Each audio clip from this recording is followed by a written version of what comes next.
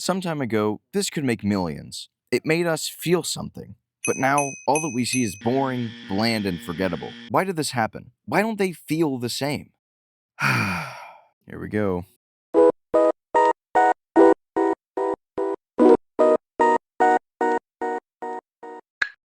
Back in the day, commercials used to have personality. Loud, weird, sometimes downright annoying. But that was the point. They wanted your attention, just like I do now. These ads knew exactly what they were doing, and it worked. They stood out and you remembered them. That is how commercials should work. But as time went on, they began to shift. They slowly became minimalist, empty shells of what they once were. Instead of talking to us, companies started talking at us. And you know what happens when people talk at us? We don't want to listen. You might think this is just nostalgia, and maybe that's why you clicked on this video, but it's not only nostalgia. There's a lot more going on. And how did we get here? Well, let's rewind to the 90s, when commercials were at their peak. You've got mail. One thing I must say before I begin is that I was born in the 2000s. But even I can admit that the 90s commercials are definitely something to admire. All of them were so incredibly unique and different from each other. The colors were vibrant, the characters had a sense of life to them, and they were all so memorable.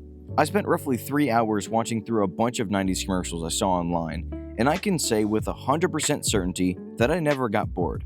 Every single time, I got hooked into watching the entire thing, and I enjoyed the experience. I now completely understand why kids born around the 80s and 90s love this time of life, because it seemed so happy. Each product they were trying to sell seemed different from one another, and they explained why they were different. Take this Cheerios Christmas commercial from 1999. This grandma is explaining to her grandchild that even though everyone in their family lives in different parts of the world, they'll still come together during the holidays. And she uses the Cheerios to explain this, which makes the viewer feel warm, knowing that the same is probably true for them.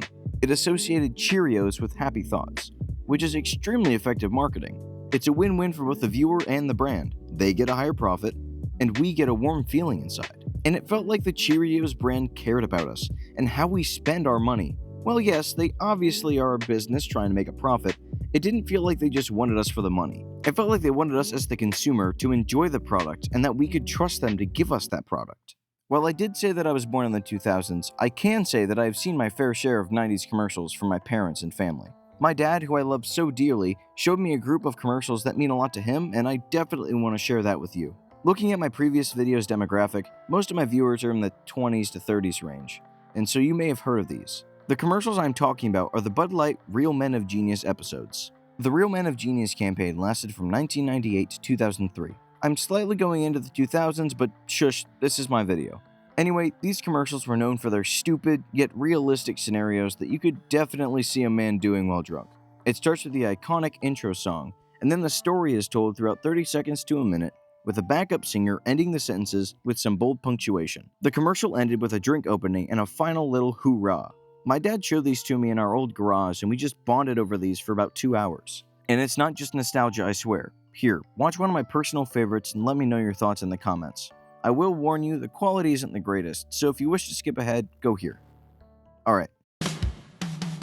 Bud Light presents Real Men of Genius. Real men of genius. Today we salute you, Mr. Silent Killer Gas Passer. Mr. Silent Killer Gas Passer. Last night you had the enchilada combo platter. This morning, the 3-cheese omelet with broccoli. This afternoon, you're a ticking time bomb. Because of you, a simple elevator ride is suddenly a 42-floor plummet into the very bowels of hell. You take my breath away. Who did it? Who cares? Sweet mercy, please just someone light a match. Sweet, sweet mercy. So crack open an ice-cold Bud Light, oh ninja of the nasty. And while you're at it, crack open a window. Mr. Silent Killer Gas Passer. This commercial was one of the many that was released. They were all incredibly unique, each one filled with humor and life. All of the comments I've seen on these reuploads online are all talking about how they were so creative and that everyone is wondering what happened to these kinds of advertising campaigns. Some of the reasons they say these things may just be nostalgia, but even I think that commercials definitely aren't the same as they used to be. You may not have recognized the Bud Light commercial, and that makes sense. Some of you were probably just kids and didn't really care about adult beverages. But there are definitely a few commercials that even kids born around my time will know. One of those is the iconic Chia. Chia Pets were just growing in popularity in the 90s, but by 2000, Chia Pets were well known for being the easy-to-grow pets that came in all fun shapes and sizes. And it didn't just appeal to adults, but kids too. They had iconic characters like Scooby-Doo and Garfield at your fingertips, ready to be grown. And if you've seen the commercials before, you definitely recognize the famous Ch-Ch-Ch-Chia jingle. Another example of an amazing marketing strategy and pure creativity made having a Chia Pet seem so fun yet easy, which is exactly what they were going for. All of these commercials and so many others really sold people a feeling rather than a product. While they waited for their show or movie to come back on, they could feel a sense of joy. With how amazing the 90s commercials were, it almost seemed like the 2000s were going to be better. And while I would agree that these commercials were still good, they definitely don't match up to the 90s standards. From this, we head into the 2000s. Flashing lights, CGI everything, and some questionable choices in the media department. Around the early 2000s, commercials were really starting to utilize CGI and fast-paced editing. To some, this was revolutionary and they welcomed it with open arms. But to others, they saw fast flashing images and loud colors to be disorienting and overwhelming. I myself think that there were definitely some commercials that were overdone, but I do think that some are really fun to watch. For example, the 2004 SpaghettiOs Rock Band commercial. This commercial really stood out to me as unique and fun, but not overwhelming. It really emphasizes the blast of flavor part of SpaghettiOs in an intriguing way. While I had never seen a SpaghettiOs commercial until making this video, one of my personal favorite commercials from the 2000s was a Christmas commercial that is pretty iconic. The 2005 Coke Penguin and Polar Bear campaign. I think by now you may realize that I have a thing for Christmas, which is 100% true. If you want to see a video on that, let me know in the comments and subscribe because I'll probably do it anyway. Back on topic, this commercial means a lot to me. But for this one part, I will put that aside. And guess what? I still love this commercial. It shows polar bears and penguins, two completely different species, putting aside their differences and spending time together enjoying something that they both love. The animation is really good for commercials at the time, and I absolutely adore the color scheme. The entire thing does a fantastic job at making me feel warm inside, and that everyone can get along if they try and find something that they all love. And I think it's important that people know that. The one other commercial I wanted to talk about that I enjoyed isn't just one that I liked. It's another that I hold near and dear to my heart. That commercial is the 2008 $5 footlong Subway campaign. As funny as it is, this commercial means a lot to me. Not just because the jingle is catchy or that the idea is super effective and creative, but because it was the first commercial I remember seeing. And I didn't just see it, but I sang it. After my first time viewing it, I learned the jingle and sang it everywhere I went. My parents specifically remember a time where I ran around naked in the house singing the jingle repeatedly. I know that I told you that nostalgia doesn't always play a part, but it definitely does here. Now, I don't want to cloud your judgment based only on my personal experiences with this commercial, so go watch it yourself if you haven't before so you can make your own opinion.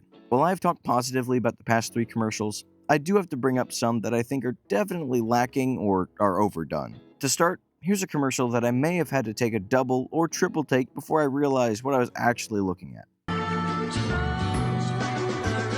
Need I say more? Everyone is going to hate me. Okay, I'm not a big fan of the berries and cream Starburst commercial, but let me explain. This commercial, while yes, it tells you exactly what they were selling and is effective in that manner, it doesn't work in the makes me want to buy this kind of thing. I do want to say that I love fruit with cream flavored things, but this commercial just doesn't do it for me. I find it kind of annoying, boring, and way too long. And I'm guessing it played way more than I remember, so I bet it got even more annoying each time it came up. And if you like it, that's perfectly okay. Everyone has their own opinion, but man, I just do not think it is as good as most people say it is. The last on my list of least favorite 2000s commercials is one I haven't heard much about until a friend told me about it recently. It is the Quiznos Spong Monkey commercial from 2004. The entire thing creeps me out and just feels like they were trying to appeal to someone who wasn't even there. It feels lazy and doesn't do a good job on selling what product they were trying to in the first place. It hasn't even been a minute and I forget what product they were talking about. The design is bad, the song is bad, and I just find it really annoying. Again, if you love it, that is perfectly fine. I could see why you love it, it just isn't for me. All in all, the 2000s definitely had some heavy hitters. Some creative and some more personal. But even with those heavy hitters, there's the mediocre or annoying. But as the world moved on and everyone began to be online more and more, attention spans got shorter, humor got faster, and feelings got replaced with hashtags. The 2010s. Boy, do I sometimes miss these times. Eating cardboard pizza at Chuck E. Cheese, fidget spinners, and Tide Pod challenges. So many iconic commercials. Which ones to choose? Here we go. A classic. The Jake from State Farm commercial. I know for a fact that almost everyone I know has seen this commercial. And for good reason. It's funny, short and quick, and tells you exactly what they want you to know. It's quoted a lot, it's memorable, but there is one thing it lacks.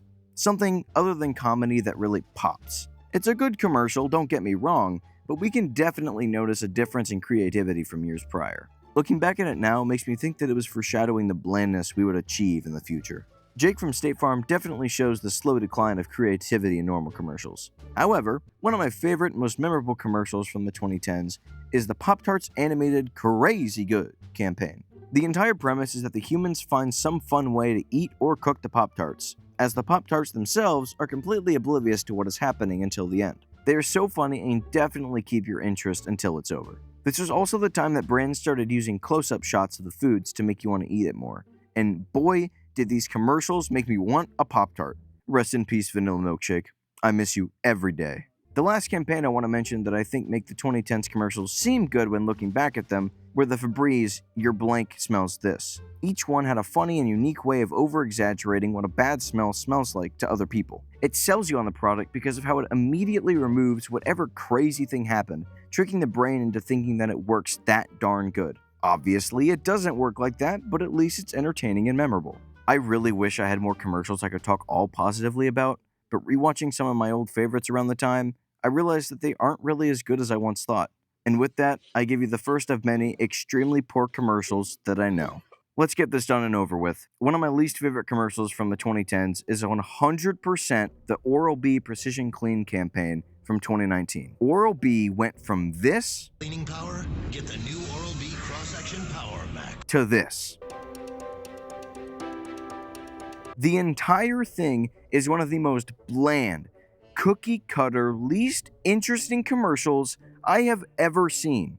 The visuals are incredibly boring to watch, and the entire time this copyright-free music plays in the background that genuinely makes me want to go to sleep. I really hope I didn't bore you explaining this, and hopefully you didn't click off, but man, this commercial has nothing going for it. One thing I can say about this next commercial is that it is definitely unique. Not in a good way, though. Absolutely not. I am of course talking about the Hyundai Pipe Job campaign from 2013. This commercial is all about a man's failed suicide attempt in their new iX35 car with 100% water emissions. Who in their right minds thought it would be a good idea to show a man trying to kill himself and failing? Why did they think that would work? Seriously, dude, who in marketing approved this? Please tell me that there is at least a bearable bad commercial from the 2010s. Okay, black and white. Very unique. Is he gonna do anything? Oh, and it's over. So that was the 2010s. You can definitely see now how everything just went downhill from here. Seeing these changes happen in such a short amount of time really puts into perspective how much things have changed. And this is where I begin to wonder, are the 2020s going to be as good? Will we ever feel the same as we did watching commercials from the past? Only time will tell. But one thing's for sure, keep your head up and stay positive. Make a change in the world. And if you can, get that feeling back. But what do I know? I'm some almost 20-year-old on the internet who ran around naked singing about $5 footlongs. Thank you for watching.